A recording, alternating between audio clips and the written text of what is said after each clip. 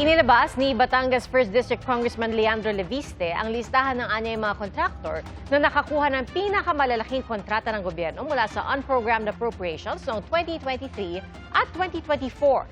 Nangunguna po rito ang SunWest na nakakubra ng 11 bilyong pisong halaga ng kontrata. Ang SunWest ang kumpanyang dating pag-aari ng pinaghahanap ngayong si dating Congressman Zaldi Co. Ay kay Leviste, nakuha niya ang impormasyon ito sa isaan niyang DPWH insider.